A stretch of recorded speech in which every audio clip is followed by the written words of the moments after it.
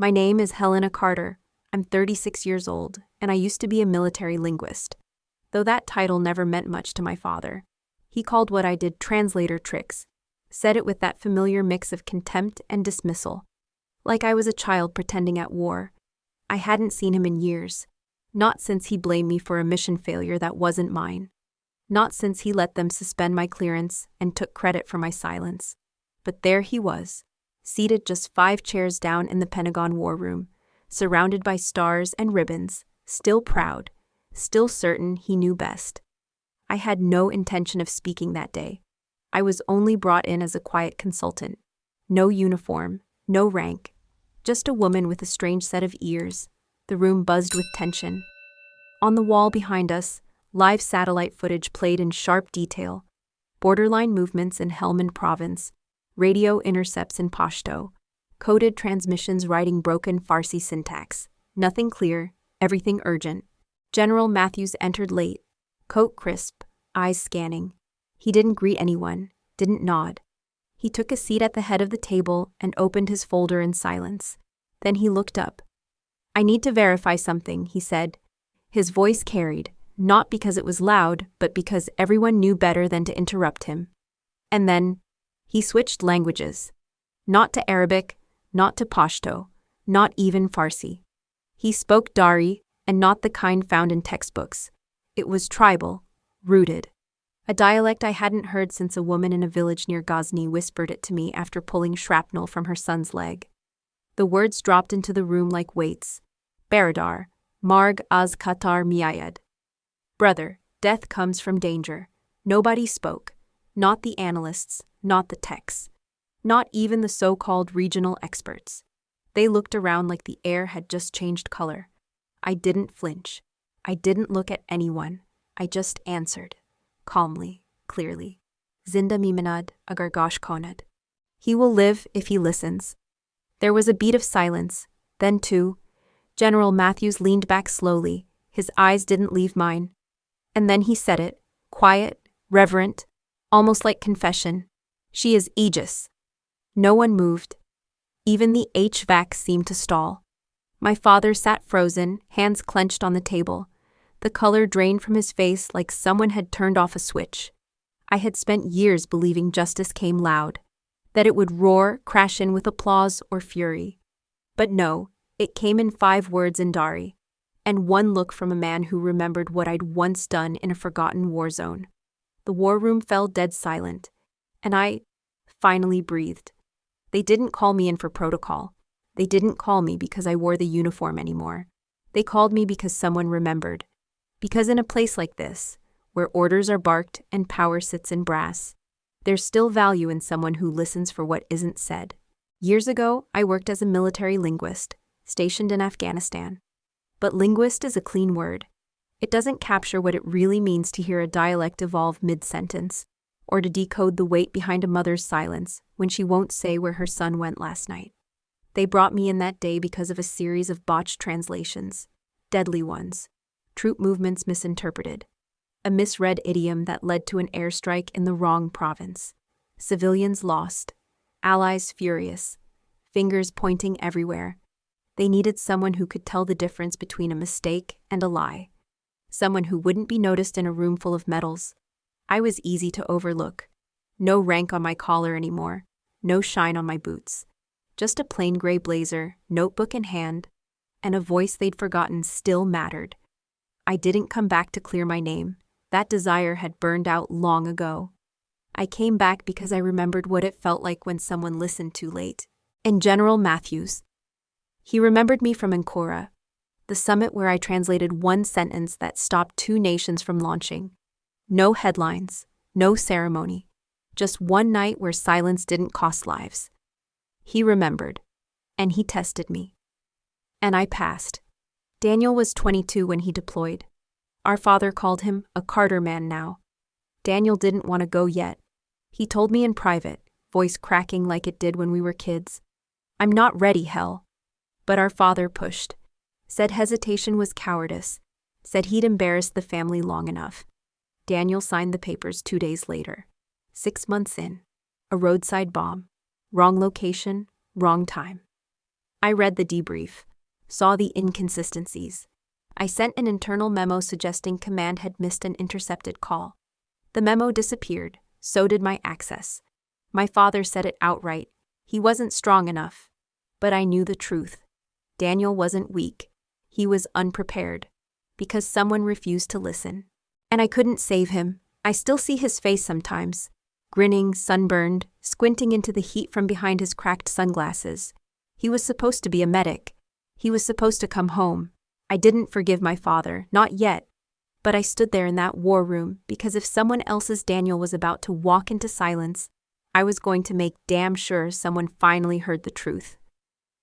When other little girls were signing up for ballet, I was curled under my bed with a flashlight and a Dari grammar book I stole from my father's office. He never missed it. He rarely noticed anything I touched unless I'd broken it. I was 10 when I first heard Pashto on an old radio. I didn't know the words yet, but I knew what silence sounded like. And this wasn't it. This was rhythm. This was code. I copied it down on the back of my math homework until the numbers blurred behind consonants and borrowed vowels. At 11, I started mimicking the cadences of Urdu. I loved the way the words moved like water, never quite letting you see the current underneath. My father walked in once while I was practicing and raised an eyebrow. "What are you mumbling?" he asked. "Urdu," I told him, heart pounding. "It's spoken in—" He cut me off with a scoff. "All that'll get you is a job typing for men who make real decisions." He left the room before I could say anything else. My mother, though, she saw me, not always in words, but in her stillness. She was sick by then, quiet. Her voice a whisper at the edge of every room.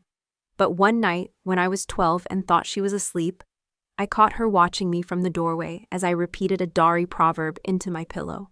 When I turned, embarrassed, she said something I never forgot. "Whoever understands language understands war, before it starts." It was the last full sentence she said to me before the hospital swallowed her. After she died, silence took up permanent residence in the house. My father didn't talk much, and when he did, it wasn't to me.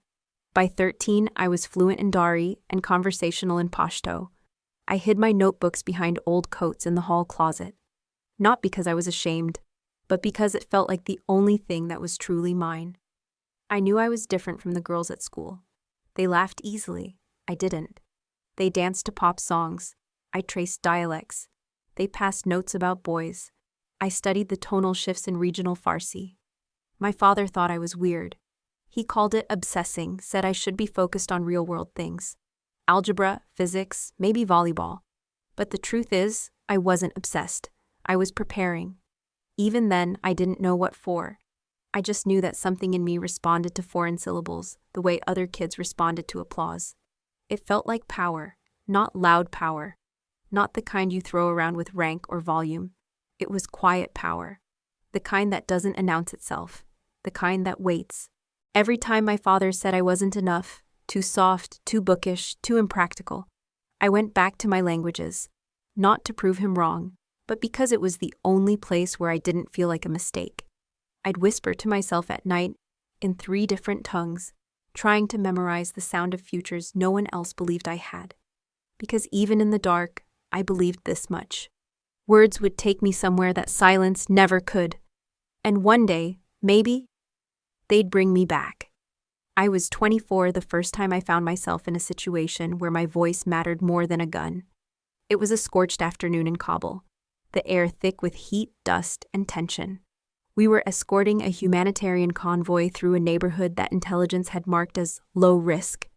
That phrase I would learn was as fragile as paper in wind. I was there as a linguist, attached to a Marine unit that didn't know what to do with me beyond handing me a headset and waving me to the back. Some called me mistranslator. Others didn't bother with names. We had stopped near a crowded market street. Open-air stalls, rusted tin rooftops, locals watching with a kind of passive curiosity that made me uneasy. That's when I saw the boy. He couldn't have been older than 10, barefoot. Dirt smudged across his face, holding something tight against his chest, something metallic. From the Humvee, it looked like a weapon. I saw the panic rise in the corporal's eyes. His rifle lifted. "Possible hostile, right flank," he shouted. Guns locked, breaths held, I didn't think. I reacted. Kaçak nist, bacha asked, I yelled, standing half-exposed in the open street. He's not smuggling. He's a child. My voice cracked across the square. A few heads turned, locals, startled. But most importantly, the boy stopped. He froze in place and held up the object. A dented cooking pot. The Marines hesitated. A lieutenant ordered them to lower their weapons, slowly, like it hurt to do it. The kid blinked, then ran, vanishing between sand-colored walls. The situation diffused in under 20 seconds. Nobody spoke for a moment. Then someone muttered, "Jesus." I didn't get a thank you. There was no write-up, no commendation. Later, I heard one of the soldiers say, "Lucky guess." But it wasn't luck. I'd heard the dialect in the mother's scream from a nearby doorway, how she called out bacha in panic. I'd learned that word in a refugee tent from a woman whose sons were all under the age of 12. I had stored the rhythm, the weight of how she said it, for years. And in that moment, it came back to me like a reflex. The lieutenant filed a report that simply read, "No incident." But I knew what could have happened, what almost did.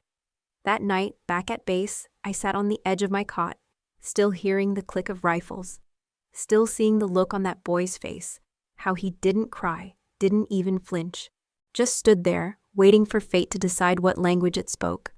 In that moment, I realized something. Translation wasn't about perfect grammar or fancy titles. It was about choosing the right word before someone else chose the wrong bullet. No one remembered that day, but I did. And that's when I started carrying a notebook not just for languages, but for names. The ones we might never know because someone didn't speak up fast enough. I wrote Basha on the first page, and I underlined it. Twice. The report came down on a Thursday. It was marked internal only, level 4 clearance. But I was looped in. At the time, I still had access, still had rank, still believed naively that the truth was enough. The operation had gone sideways in Kandahar, an intercepted message misread, a location confused with another village 15 kilometers south. What was supposed to be a strategic asset recovery turned into a blown cover, a firefight, and 3 men dead. It didn't take long for the brass to search for a scapegoat. The translation file, the one used to brief the team before deployment, had passed through 3 hands. Mine was the last. But it wasn't my version that went forward. I knew it the second I saw the phrasing. The nuance was off. The village name had been altered phonetically in a way I'd never use. I had flagged it in my notes, marked the discrepancy. But someone higher had cleared it anyway. That someone was my father. He had full authority to override translations within the Joint Intelligence Liaison Office. It was rare, but not unprecedented. I assumed he'd simply missed the edit. A mistake. One we could fix. Until I was called to the board. 5 officers in uniform, 2 advisors in suits. 1 long table. My father at the far end, in full dress blues. He didn't look at me when I entered. I stood, answered questions, showed my draft of the original translation, including the flagged concern. I explained that I had submitted it with a recommendation for verification. Then it was his turn. He cleared his throat, laid his hand on the table, and said evenly, "I believe Specialist Carter acted beyond her assigned capacity. She may have misinterpreted intent due to lack of field context." I blinked. My ears rang. "Sir," I started, unsure if I was speaking to the board or to him. "The authorization log," but he cut me off, still not looking at me. The error originated with her submission. I reviewed it under the assumption it was properly vetted. In hindsight, I should have double-checked. It was clean. Measured, practiced. I stood there as the board took notes. Not one of them asked why the junior linguist would be expected to bear responsibility for a command-level authorization. Not one asked why my warning was ignored. They accepted the deflection, quietly, neatly. And then they suspended my clearance, indefinitely. I walked out of that room with no rank, no voice, no way to prove what he had done. For weeks I thought maybe he'd explain, maybe he'd call, admit it had been politics, pressure, something, but he didn't. Instead, I received a copy of the final report with his signature on the bottom. Cold ink, my name, tied to the failure. That's when I stopped calling him Dad. From that point forward, he was Colonel Carter. A man who believed silence was safer than truth. A man who let me burn so his stars wouldn't dim. I had always known I wasn't the daughter he wanted, but that day I realized something deeper. He had never intended to protect me, only himself. And in that moment, something in me hardened. Not hate, not even grief, just clarity. Because when a man will sacrifice his own blood to keep his record clean, you learn to stop bleeding for him. After the board hearing, after the silence, after the slow revocation of everything that once defined me, I disappeared. Not geographically. I didn't run to the other side of the world. I stayed right here, just outside Arlington, in a rented basement unit that always smelled faintly of mildew and soap. It was quiet, affordable, and nobody asked questions. The military didn't discharge me with ceremony. No one called. No one checked in. My badge access was deactivated the following morning. My inbox locked. My security clearance flagged. Just like that, I became a civilian again. And in some small part of me, I was relieved. Because the exhaustion of carrying what I knew and watching people pretend it hadn't happened had begun to rot something inside me. I needed to breathe somewhere that didn't reek of false reports and stitched-up lies. So I found a nonprofit on a bulletin board. They needed someone to teach basic English to Afghan refugee children. No background checks, no formal credentials, just patience, consistency, and a little heart. I showed up the next morning and never stopped. My classroom was a repurposed gym with flickering lights and folding chairs. I taught kids whose lives had been packed into plastic bags and flown across oceans. Most of them had lost a parent. Some had lost both. Some never spoke at all, just clutched their notebooks and stared out the window like they were still waiting for someone to arrive. I didn't talk about my past. I told them my name was Miss Carter, that I liked tea, that I read a lot, and that I could understand the poems they whispered to each other in Dari, even if they didn't think I could. We started each session with a line from Rumi. I'd write it in English and Dari. Then I'd read it aloud in both. The younger ones thought it was magic. The older ones just nodded quietly, like they knew I wasn't really reading the page. I was reading them. One boy, Mustafa, about 9, once asked, "Were you ever in the army?" I hesitated. Then I nodded. He didn't ask more, just said, "You look like someone who doesn't yell." I smiled at that. It was the best kind of compliment. I spent 2 years in that room, teaching colors and seasons, explaining verbs, but mostly reminding them that their voices mattered, even if no one was listening yet. I didn't miss the uniforms. What I missed was purpose. I missed being useful. I missed being in a room where I could stop a disaster with a sentence. But every time I saw a child spell their name in English and smile like they'd built a bridge no one could tear down, I felt a small flicker of that purpose return. I wrote no reports, received no medals, but I kept showing up. I was no longer Captain Carter, no longer Aegis, just a woman with words, and the memory of silence.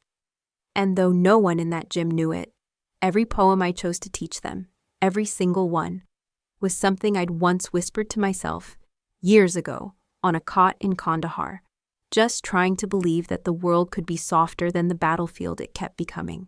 I didn't need a title to keep fighting. I just needed to speak where someone would finally hear me. It was a Wednesday. The heater in the rec center had broken again, and the kids were bundled up in mismatched hoodies as we read a poem about winter in Herat. I just finished translating the last stanza when my phone buzzed, screen flashing with an unknown DC number. I ignored it. I always did. But it buzzed again, and again, 3 times in 90 seconds. That was not random. That was intentional. When class ended, I stepped out back into the brittle air. I picked up on the 4th ring. Helena Carter? A man's voice. Calm, low, commanding. "Yes," I said cautiously. "I need 10 seconds. Then you can hang up." I didn't speak, just waited. Then he said it. "Baradar, marg az Qatar miayad." Brother, death comes from danger. My breath stopped. It wasn't just Dari. It was our code. From Ankora, from that hellstorm of a year. No one outside that field base should have known those words. Not in that exact order. Not with that cadence. I answered slowly, "Who are you?" He gave only his title, Lieutenant General Langford, Pentagon. My knees locked. I'm not in service, I said. This isn't a military summons, not officially. Then what is it? A pause. A crisis. With layers in 6 languages and eyes everywhere. I need someone who can hear the things no one else is trained to hear. I swallowed. You have hundreds of linguists. I don't need a linguist. I need you. His voice didn't flatter, it didn't plead. It was simply a statement of operational fact. Why now, I asked. After they pulled my clearance and buried my record. I didn't agree with that decision. I read the full report. Did you read who signed it? I know who your father is, Captain. That rank hit harder than I expected. I hadn't been called captain in almost 2 years. It felt like stepping into a uniform I wasn't sure still fit. I'm not sure I'm the right person, I said finally. Helena, he said gently. When I was stationed in Herat, we lost 2 Marines because an interpreter mistranslated a single word. You don't just translate, you decode. You see patterns, intention. You speak with authority, and you were the only one who caught the back-channeled threat during the Ankora wiretap incident. You remember? How could I forget? There had been 6 of us in that dark tent, rain battering the tarps like enemy fire. They were about to move troops on a tip that felt too clean. I had said 2 words, it's bait, and the op was pulled. That call saved 30 lives. No citation, no credit, but Langford remembered. What's the op? I asked. Top floor Pentagon, Friday at 600, details only in person. We don't trust internal lines anymore. Who else will be there? He paused. Some of your old team, one of whom asked for you by name. I closed my eyes. I could already feel it. The war room, the tension, the stakes. I said nothing for 5 full seconds. Then, I'll be there. He exhaled. We'll arrange access. Use the side entrance. And Captain? Yes? Don't let them shake you again. You were never the weak link. He hung up. I stood there for a long time, phone pressed to my ear, long after the line had gone dead. Inside, the kids laughed over a game of charades. A boy shouted, "Tiger!" in Pashto. I turned back toward the door, but in my mind, I was already walking toward the Pentagon. I hadn't stepped inside the Pentagon since the day they took my badge, my access, my name off the roster. This time, I entered through the side gate, as instructed. No salute, no ID scan. Just a quiet nod from the officer who met me at the door and led me up 12 floors without a word. The elevator ride was long and silent, filled only with the dull hum of machinery and the heavier hum of memory. When the doors opened, I saw it. The war room. Circular, high ceilings. Walls lined with maps, live feeds, charts. Men and women in uniform, some seated, some pacing, some tapping tablets with eyes that hadn't slept. And at the far end, seated under a banner of 4 gold stars, was General Langford. But he wasn't the first person I noticed. That person was my father, Colonel Thomas Carter. He turned as if sensing my presence before I said a word. His posture didn't change, rigid, upright, every line of his uniform perfectly pressed. But his eyes dimmed like a man watching a stain reappear on a white wall. I held his gaze, didn't blink. He looked away first. Langford stood and nodded at me. Captain Carter, seats here. There were 3 open chairs, one beside a young intelligence officer I didn't recognize, one across from a tech analyst I once trained, and the last, right next to my father. I walked around the table, slow, deliberate, boots clicking against marble. I took the seat next to him. He shifted, just slightly, just enough. The room stilled, a hush before briefing. And that's when he leaned toward me, like a father might whisper to a daughter at a wedding, or a soldier might hiss at a traitor. Still clinging to your little translator tricks? He murmured. Low enough only I could hear. I didn't answer. I looked straight ahead. Let silence be the reply. Langford began speaking, his voice sharp and clear. We've intercepted layered communications over 3 platforms: radio, encrypted chat, and drone relay, all using fragmented code forms in a blend of Farsi, Dari, and Pashto, with anomalies in syntax and intent. I heard the language before I heard the words. It was how I'd always listened. He went on. We believe it's not just chatter, it's misdirection. A manufactured narrative seeded to trigger a policy response before a strike. We need someone who doesn't just translate, but interprets intention. Several heads turned to me. I said nothing. The screens flicked through strings of intercepted audio. The analyst debated signal quality. The linguist debated dialect shifts. My father crossed his arms, stone-faced. Langford finally looked at me. Captain Carter, initial impressions. I paused. One breath in, one breath out. Then I stood. Your translation here, "the river sleeps when the hawk lands," is wrong, I said. It's not metaphor, it's a directive. It means cease surveillance after aerial drop. This isn't poetry, it's instruction. The room froze. I turned toward Langford, then toward the others. Then, only then, I turned to my father. And the next phrase? I asked. It's a layered pun on a regional proverb, one not found in databases. Something only someone from Herat in 1985 would remember. You'd know that one, right, Colonel? He stared at me, but I saw it. His throat tightened.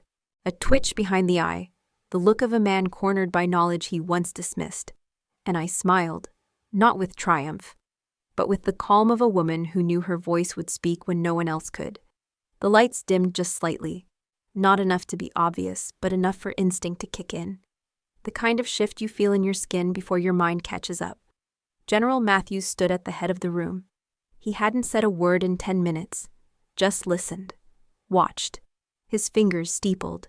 His uniform looked like it hadn't bent once since 0600. He was one of those men you don't interrupt, because the silence was often more calculated than the words that followed.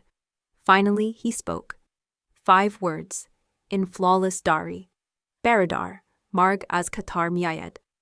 Brother, death comes from danger. The room didn't move. Even the monitors seemed quieter. I glanced around. Dozens of faces, all trained, all cleared, all elite. But not a single one understood, not enough to respond. Not enough to even register whether it was a threat, a proverb, or a test. They just stared at him, but I knew. Not just the meaning, I heard the weight, the cadence, the intention laced underneath. Because the phrasing was not just language, it was memory. It was from Ankora, from a night under blackout conditions where a drone strike missed its target by 30 feet because someone mistranslated danger as darkness. I took a single breath in. Then I answered. Zinda mimanad, agar gosh konad. He lives if he listens. Matthews turned slowly, his eyes locked with mine. And the room reacted. A gasp here, a shift in posture there, like something ancient had just risen from the ground beneath their feet. The aide next to him blinked twice. Another officer leaned forward, lips parted. My father clenched his jaw, but didn't speak. I stayed still. Matthews looked around the room. I asked that question in every briefing this week, he said, now in English. No one responded.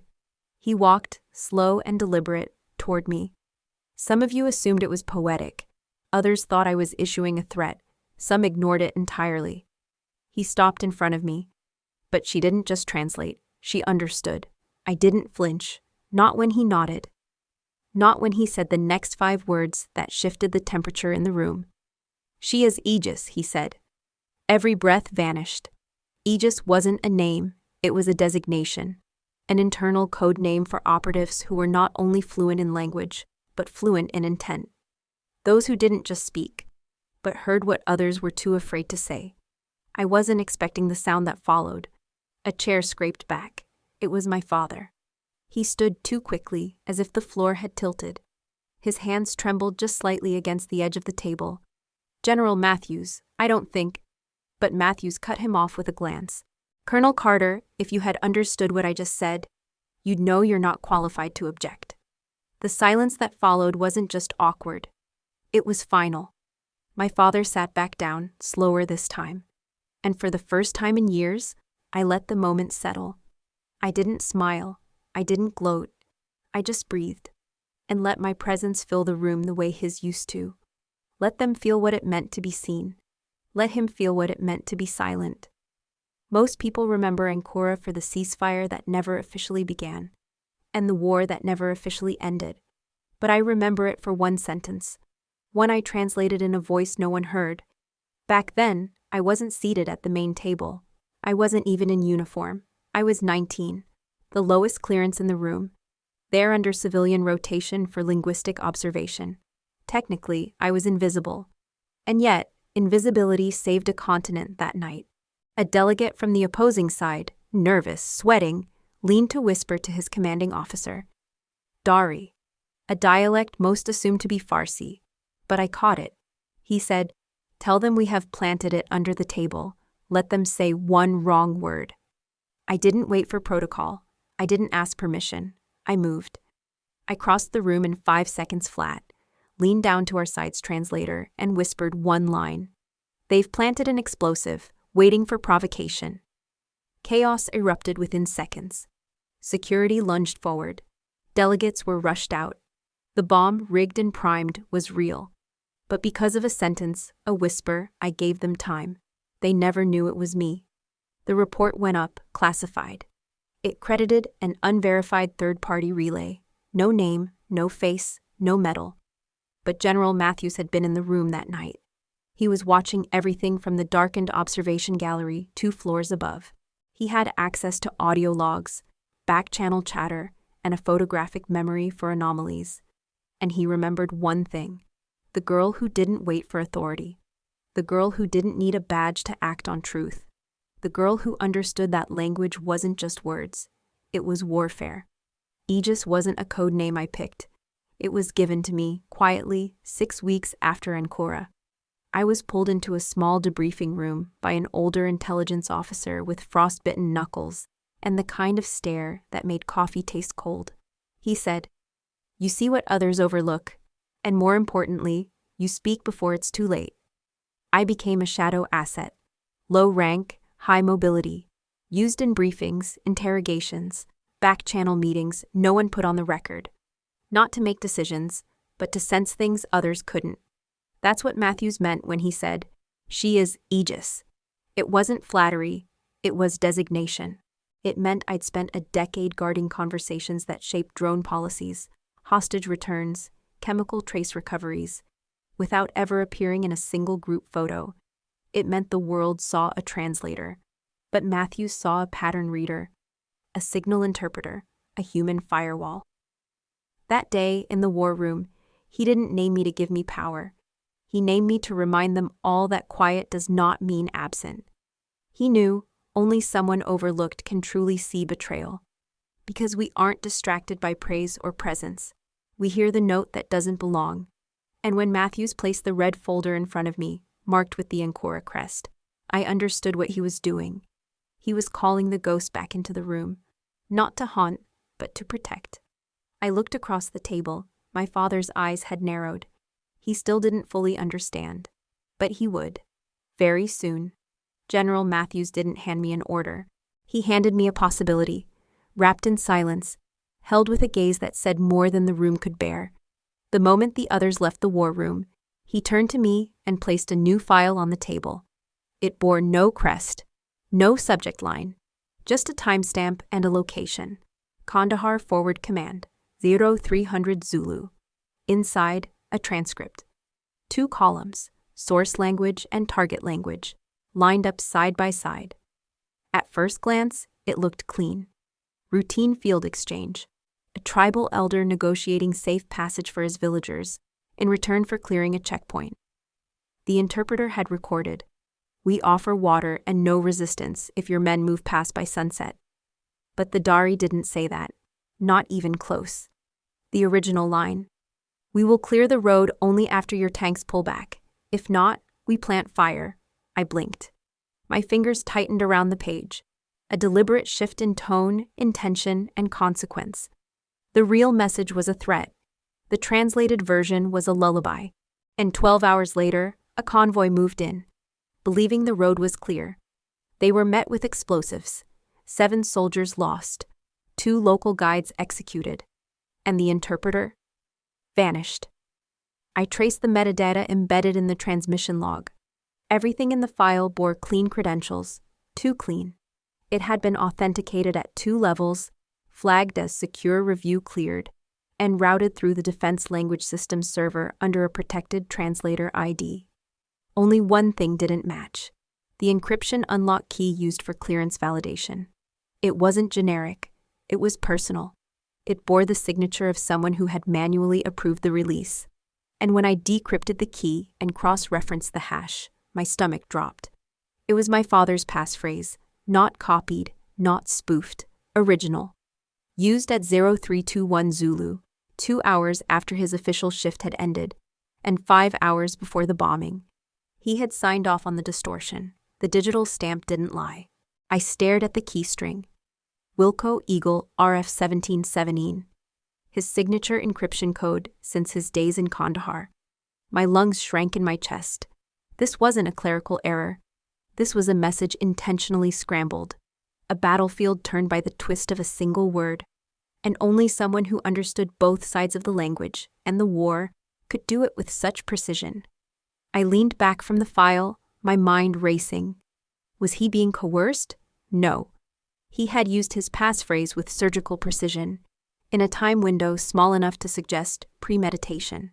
A false translation meant lives lost, but it also meant diplomatic leverage created out of grief, because hours after the bombing, he was photographed shaking hands with the regional commander, securing new authority over that sector. It wasn't about death, it was about control. Matthews hadn't told me what to do. He didn't have to. By showing me this, he knew I'd follow the thread. Because language isn't just communication. It's choice. Every word we let pass unchecked becomes a weapon or a wound. I closed the folder. I now understood the cost of silence. And I understood why I'd been called back, not just to interpret, but to uncover who rewrote the truth. And I already had the first name on the list. I didn't sleep.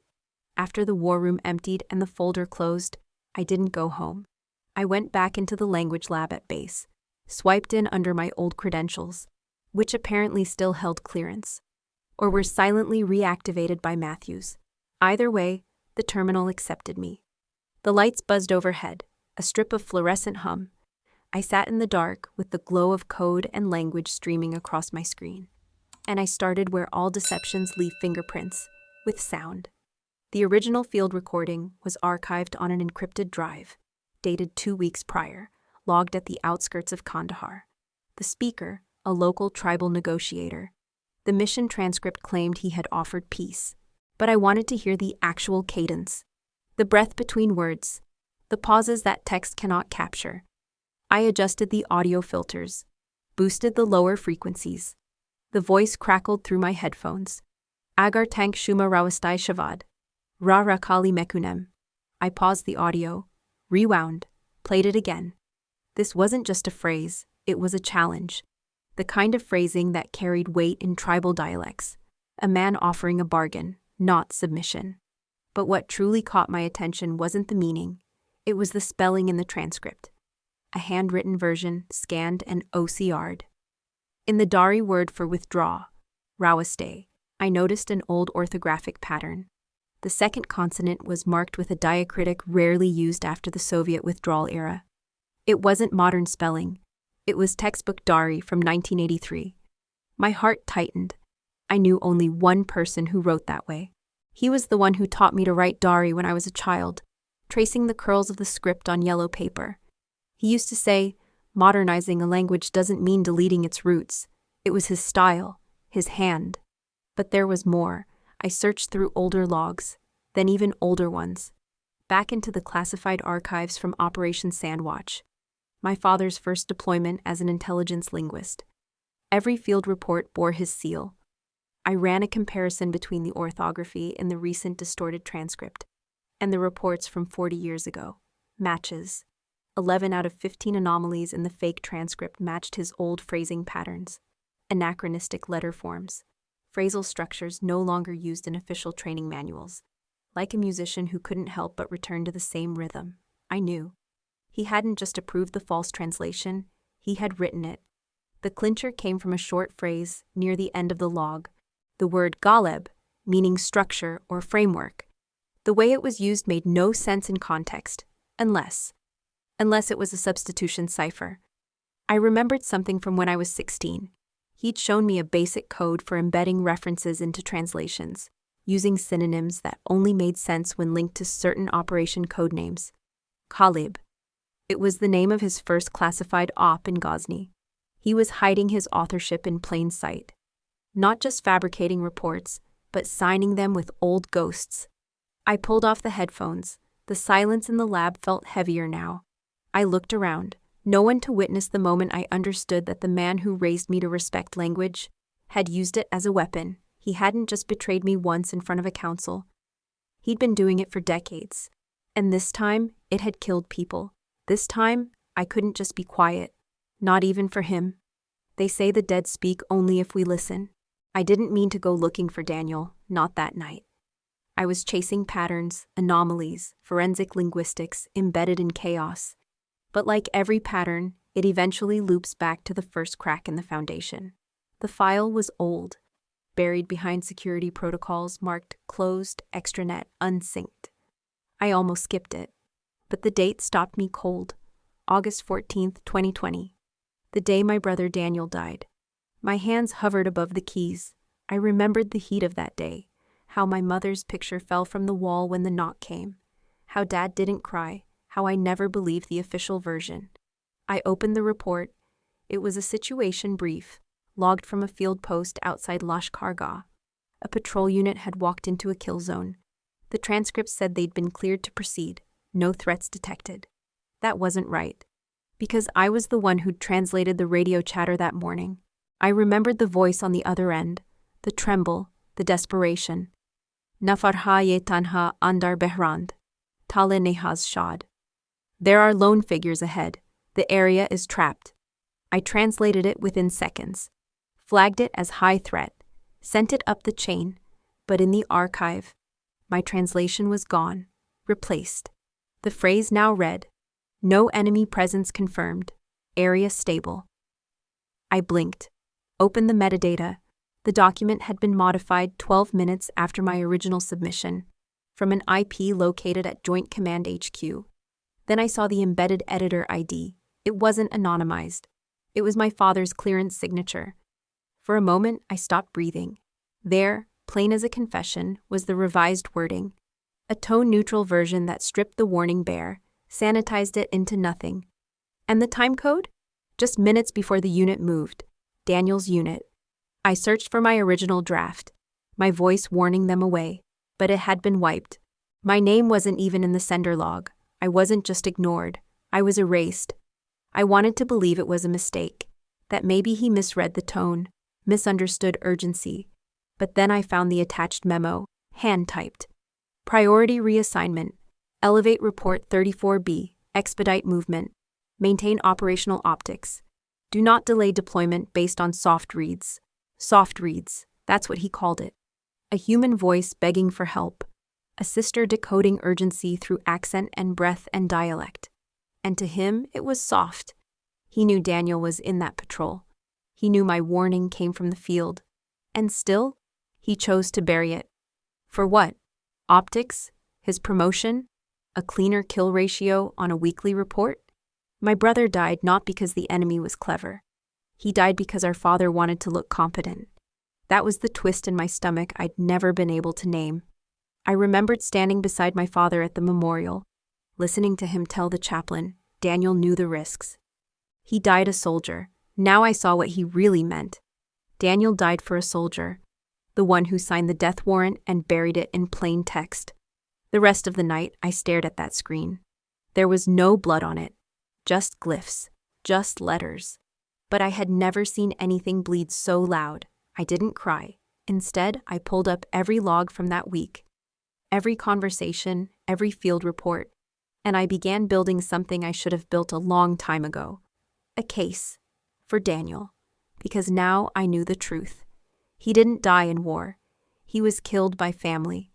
There are moments in life where you feel yourself becoming irreversible. Not broken, not angry, just changed.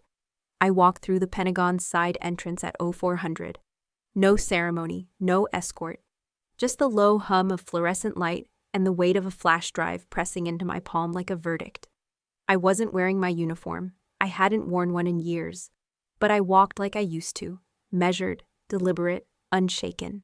General Matthews was already waiting.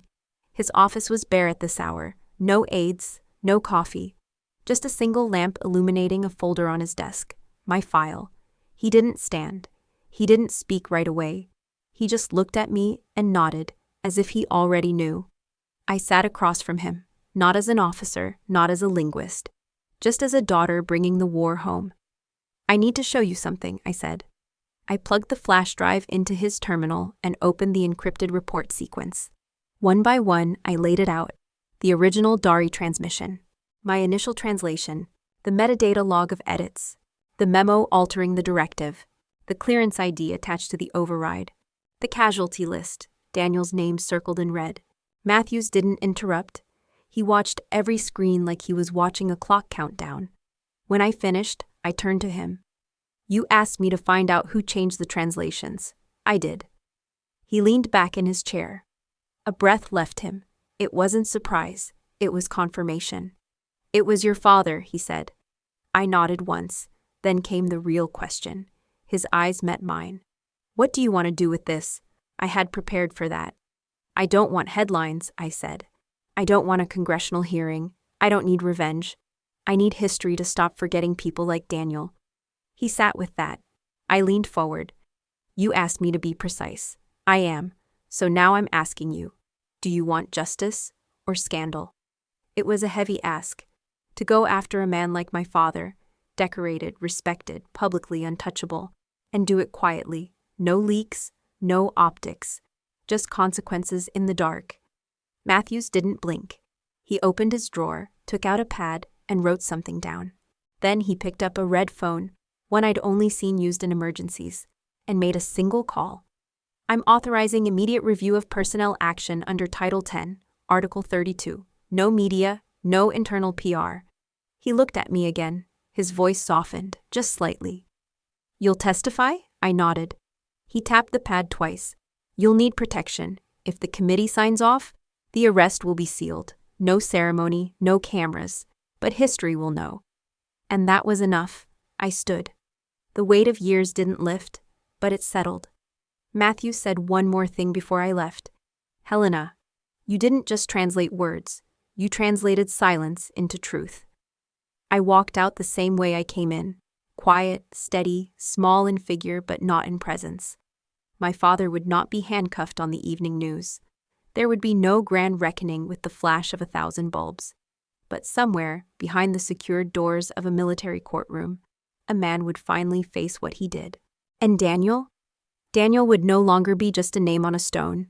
He'd be a footnote in a classified ruling. A quiet line in history, but written in ink this time, because I made sure of it. The story didn't stay quiet for long. Even without cameras, without an official statement, something in the Pentagon shifted. Just enough to catch the attention of the right people. Within 3 days, it leaked. Not the full report, not the classified files, but just enough.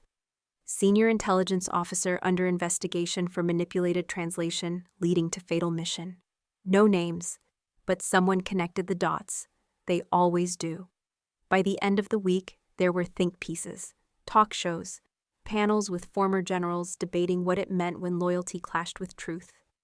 And then, inevitably, the headlines changed. Daughter turns on decorated father, national hero or betrayer. Helena Carter, patriot or pariah. They never asked if the facts were real. They asked how I could do it. I ignored the cameras at first. I didn't owe anyone an explanation.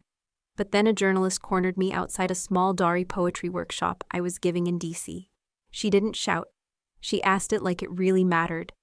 Do you feel like you've shamed your father? I paused. The children inside were reciting a stanza from Rumi. Be like a tree and let the dead leaves drop. I looked her in the eye and answered calmly. If justice is disloyalty, then what is loyalty? She blinked, and for a moment I saw the story break in her mind. Not a scandal, a reckoning. But the country didn't see it that way. My inbox filled with hate mail. Traitor. Ungrateful daughter. You were nothing without your father. One message just said, Daniel should have died without you knowing. That would have been kinder. But there were others too. Quiet messages. Former translators. Gold Star families. One woman sent a photo of her husband's boots beside a folded flag. She wrote, Thank you for making someone answer. I printed that one. folded it into my wallet. General Matthews never said a word publicly, but his silence was its own kind of protection. He didn't let them bury me, and that meant more than applause. My brother Sam called me late one night. I hadn't heard from him in almost a year. "Did you know what it would cost you?" he asked. I was quiet for a moment. "Yes," he exhaled, then said, "I think Mom would have been proud." That was the first time I cried. Not for what I'd done, but for what it took to be seen clearly, not just as someone's daughter or someone's disgrace, but as a person who made a choice. And yes, it cost me everything polite society values: image, comfort, family dinners where we pretend nothing ever went wrong. But what I gained? Clarity, not peace. That doesn't come easy, but clarity, the kind that no camera or reporter or headline can twist. So I kept teaching. I kept speaking only when it mattered. And when someone asked again on a podcast, with a soft voice and a genuine heart, "Do you regret it?" I said this: if a lie is big enough, it becomes someone else's legacy. I just refused to let my brother's name be part of one. The man who knocked on my door was taller than I remembered, thinner too, with eyes that had seen more desserts than years. He didn't give his name at first, just said, "I served with Daniel. I thought you might want to know something." I invited him in. The air outside was sharp with February chill, and the silence that followed him into my apartment felt heavier than his boots. He didn't sit. He paced a little, then stopped near my bookshelf, where I still kept a photo of Daniel in uniform, taken a month before he died. The man looked at it, then said, "He trusted you more than anyone. You know that, right?" I nodded, too stunned to speak. He continued, voice quiet, almost rehearsed. "There was this one time, we were outside Helmand. Some comms went dark, but Daniel wouldn't let us move. He said something was off, not with the enemy, with the orders." My stomach clenched. "He told me." The man rubbed his jaw like he still couldn't believe it. He said, "If I die out here, don't blame the gun. Something's broken behind the curtain." I sat down. I didn't trust my knees to keep me upright. "He didn't say your father's name," the man added, "but it was in the room." I stared at Daniel's face in the photo. It looked younger than I remembered.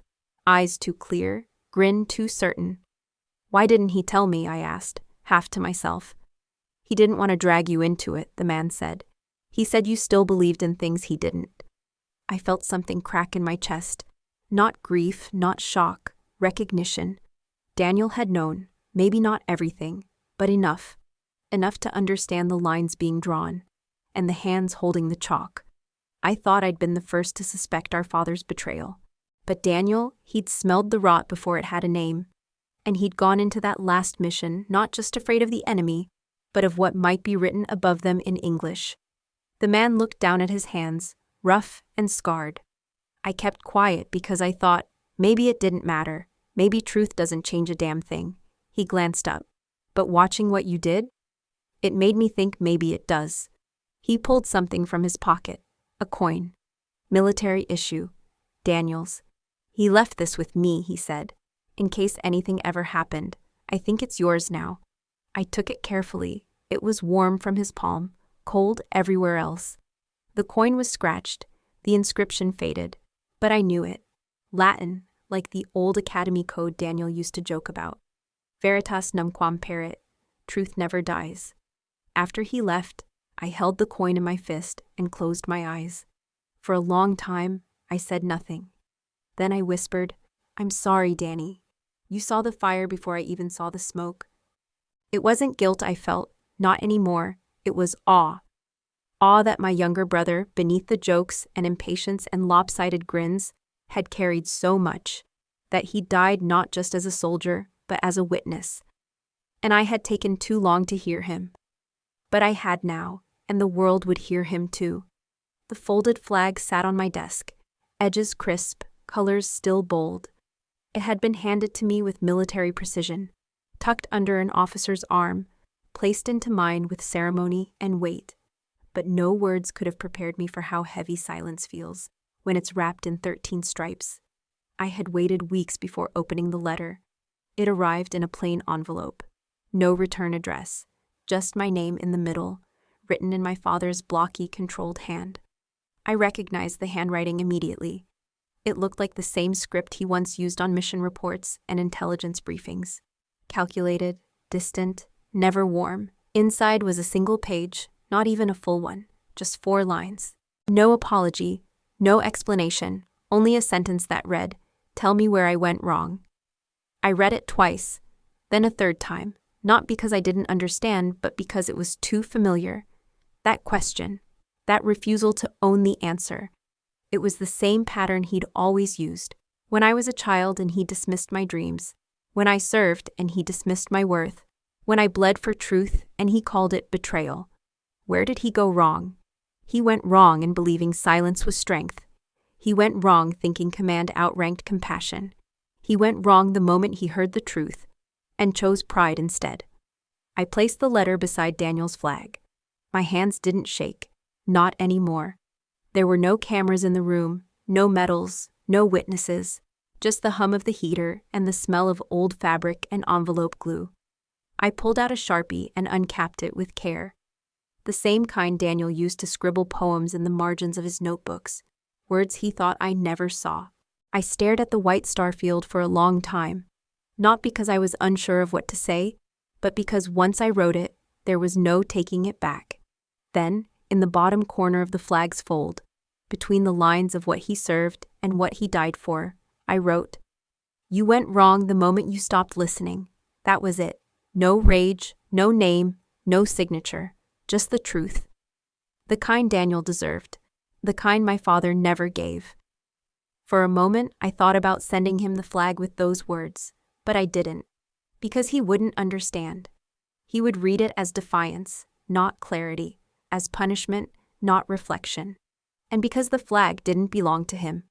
It belonged to Daniel, to a soldier who listened when no one else would, to a brother who sensed betrayal long before I did, to a man who died because silence was louder than gunfire. I folded the flag again, tighter this time. I placed it in a wooden box, lined with blue velvet, and locked it shut, not to bury the past, but to protect what little remained of it. I lit a candle beside the box that night. Not for mourning, for memory, for Daniel, and for the answer my father never really wanted. I walk the halls of West Point now, not as a soldier, not as a spy, not even as a translator. Just a woman with a dry erase marker and a worn-out copy of Sadi's Gulistan in her satchel. My name's not listed on any valor wall. There's no plaque, no star, no whispered legend about the girl who stopped a war with a single sentence. And that's fine. I didn't come back for recognition. I came back to teach what was once dismissed as just language. Each morning, I open the door to room 317. It smells of dry ink and old paper. Cadets file in, their boots echoing on the tile, their eyes still heavy with sleep. Some carry the swagger of youth, others the quiet weight of legacy. They sit, arms crossed, brows furrowed. "Why are we learning this?" someone always asks. No one speaks Dari anymore. And I always answer the same way.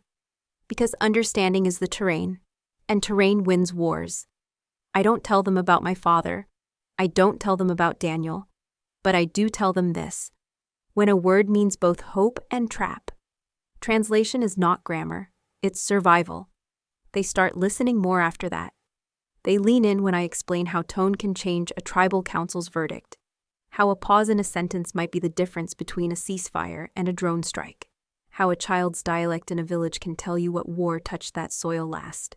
Sometimes I write proverbs on the board. Zabani mardum, zabane koda ast. The language of the people is the language of God. They copy it slowly. I don't need them to memorize every verb form. I just want one of them, maybe the quiet girl in the second row, or the skeptical guy in the back, to remember that the world is never just black and white. It speaks in dialects. And it bleeds in miscommunication. Once, a young cadet raised his hand. He was nervous, his voice cracked a little. "Ma'am, were you ever deployed?" I nodded. "Did you ever, do anything that mattered?" I smiled, soft and slow. "There was a boy," I said, "barefoot in a market. He walked out from behind a fruit cart. A soldier raised his weapon, and I yelled one sentence. That's all. I didn't say more. I didn't need to. Because sometimes, the smallest translation is the loudest scream. After class, some of them linger. They ask about Afghan poetry, about the differences between Dari and Farsi, about what it feels like to speak a language no one expects you to know. They ask if I miss it, the real work.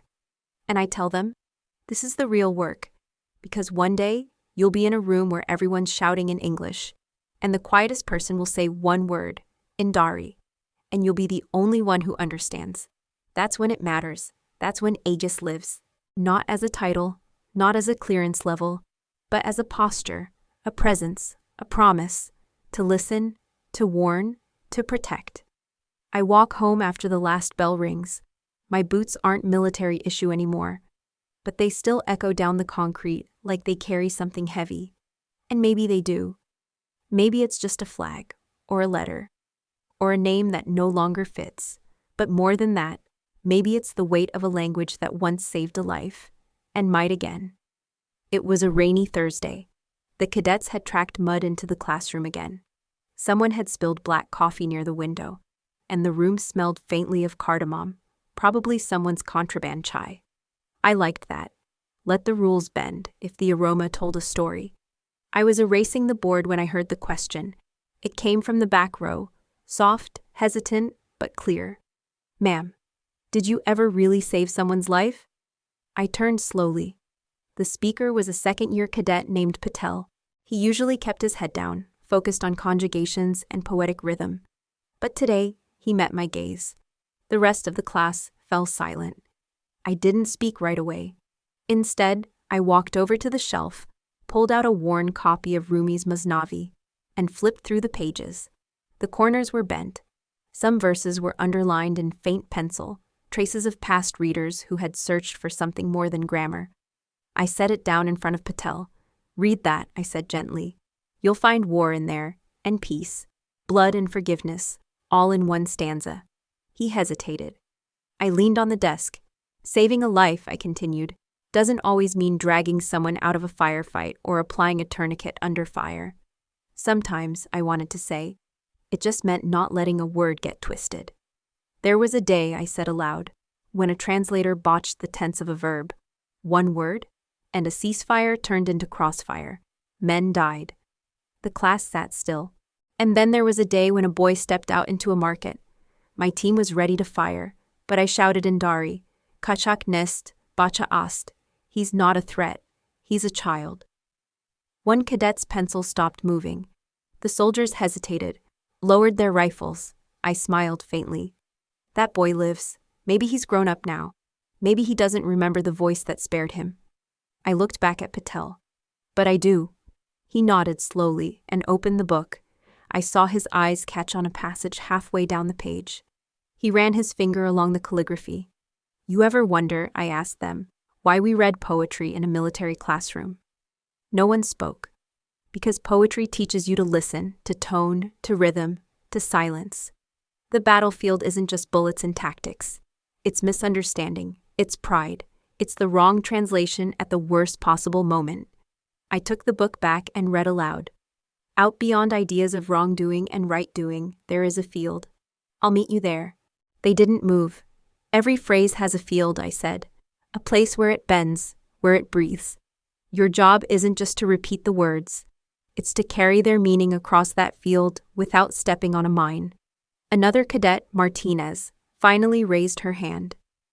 Did anyone ever thank you? I paused. No, I said. But they lived. And sometimes that has to be enough. The bell rang. Chairs scraped. Backpacks zipped. One by one, they filed out, except Patel. He stood awkwardly by my desk, still holding the book. Can I borrow this? He asked. I nodded. Just return it with something underlined. He smiled and left. I looked out the window. The rain had eased. The sun pushed through the clouds, making the wet campus gleam like polished bronze. And in that moment, I thought, maybe Aegis doesn't need a badge, or a title, or a headline. Maybe it just needs a voice, quiet but steady, reminding others what words are truly worth. It came in a plain envelope, no return address, just my name, handwritten in blue ink, the way mothers write when they aren't sure where to begin. I opened it slowly. The paper was soft, slightly worn at the corners, as though it had been folded and unfolded many times before someone found the courage to send it. The handwriting was steady, elegant, older, the kind that came from a generation who wrote thank you notes on real stationery. "Dear Miss Carter," it began. "I don't know if this letter will ever reach you, but I've carried these words in my chest for 4 years. It's time they find you." I stopped reading for a moment. The room was still. Only the hum of the West Point radiator filled the silence. My son, Elijah, served in the 54th Infantry. In a town I can't pronounce, on a day I try not to remember, his unit was moments from disaster. I knew the story before she finished the sentence. There was confusion. Orders relayed wrong. The commander misunderstood. And then, a voice, speaking Dari, clear, calm, unshaken. My eyes blurred. That voice saved them. I remembered that day. Dust in the air. A local shepherd had used a word with 2 meanings, Rafik, friend or ally, or sometimes operative. It depended on tone. One word could bring a drone strike or stop one. I'm told the translator that day, you, corrected the phrasing just in time. A difference of 2 syllables. My son came home. Others didn't. I read the next line slowly. Elijah still carries the printed page you sent after. The original Dari line and your note. When meaning matters, we speak with care. He keeps it in his wallet like a charm. I closed my eyes. He'd written back once. A short note. Thank you, ma'am. You gave us back sunrise. I didn't know what he meant at the time, but now I did. The letter went on. He doesn't talk about the war, but he talks about you, about the way your voice cut through chaos. He said it didn't sound loud, but it felt like stone, like something that couldn't be moved. I felt something shift inside me. Not pride, not grief, just stillness. He's in school now, studying languages. Says he wants to help people understand each other before it's too late. I don't know where he got that from, but I suspect. I owe you more than one thank you. My hands trembled. And then the final words. I hope you're well. I hope the world knows what you did. But even if they don't, know that one mother does. And always will. Sincerely, Joanne Mitchell. I sat there for a long time, the letter in my lap. My fingers curled around its edge. I wasn't crying from sadness. I wasn't crying from guilt or anger or memory. I cried because someone had heard me, because in a world of noise, of radio static and command bluffs, of fathers who never listened, of medals handed to the wrong people, one mother had understood a voice that didn't ask for thanks. I folded the letter and placed it beside Daniel's flag. For the first time, the 2 didn't feel like grief and duty. They felt like something I had almost forgotten how to name. Purpose. The memory comes when I least expect it. Not in silence, but in stillness. Under a sugar maple at the edge of the academy, where the leaves are beginning to shift from green to that startled flame of fall. I sit there after class, watching the cadets pass in pairs, notebooks under arms, futures not yet written in ink. And suddenly, he's there again. Daniel, 12 years old, elbows scabbed, kicking at the roots like the tree had wronged him. I'd just come home from my first deployment. He wanted to know everything. What was it like, he asked. I told him it was hot, that the food wasn't great, that there was sand in places sand shouldn't go. But he was smarter than that. No, I mean, why do you even learn Dari, Helena? You don't fight, you don't fly, what's the point? I hadn't answered him. I remember that now with a quiet ache. I'd shrugged, teased him about getting dirt on his socks, changed the subject. Back then, I didn't know how to explain something that wasn't loud enough to impress him. But I know now. I learned Dari not to translate menus or decode intercepted calls.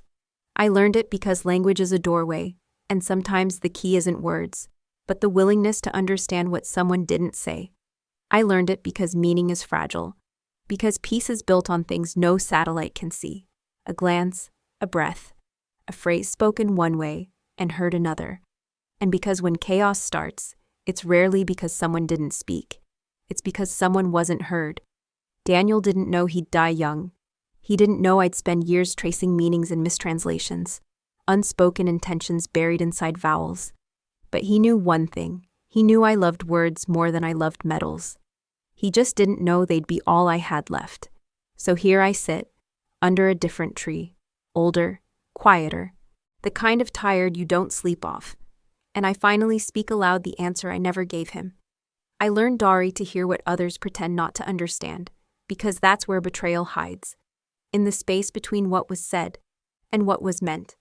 The wall stands at attention even when no one else does. Marble doesn't flinch. It doesn't forget. Names cut into it hold more weight than some metals ever did. I wait until dusk, until the crowd thins, until silence settles like a folded flag. And then I walk forward, one step, then another. I run my fingers along the names, each one a breath that stopped too soon. Then I find his, Daniel Carter, 23, sergeant, loved comics and bad puns, couldn't whistle, still laughed louder than anyone in the family. I don't kneel, he'd have hated that. I just stand with my hand pressed to the stone and say, Berdar, Marg Azkatar, Miayad. Brother, death comes from danger. And then, softer, Zinda Mimanad, Agar Goshkonad. He lives if he listens. It's the first time I believe he's listening. All this time, I thought he died never understanding what happened. But maybe, just maybe, he knew more than I ever gave him credit for. Maybe he saw what I couldn't. Maybe he felt the betrayal long before it reached me. And maybe, just maybe, he waited. Not for justice, but for recognition. That his death wasn't a statistic. That the wrong translation wasn't a simple mistake. That he mattered. I stay at the wall until the sun slips low and the names blur in the dim light. A groundskeeper walks past me and nods. He doesn't ask.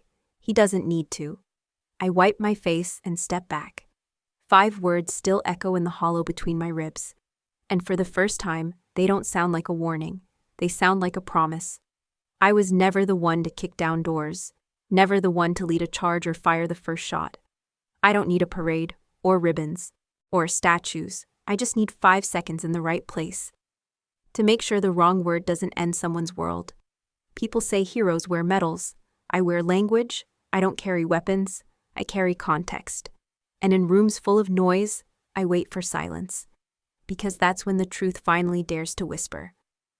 I am Aegis, but not the kind made of steel. Not the kind hoisted on a battlefield. I am the shield in a sentence. The pause that holds a breath back. The voice that says, you didn't understand her. Let me try again. And if I did my job right, no one remembers I was there. Because war is loud, but peace is quiet, subtle, easily lost. And someone has to guard it before the first shot is fired. Before we say goodbye, I want to ask, where are you watching from? Is it a quiet morning with a warm cup of coffee? Or a late night where stories like this keep you company? Let us know in the comments. We read everyone with gratitude. And if this story touched your heart, please consider subscribing to the channel, not just to hear more stories like this, but to be part of a community that still believes in kindness, healing, and second chances. Thank you for spending your time with me today. Wherever you are, I hope you carry this story with you. And remember, sometimes the miracle doesn't knock on your door. It waits quietly until you're ready to open your heart. Take care. I'll see you in the next story.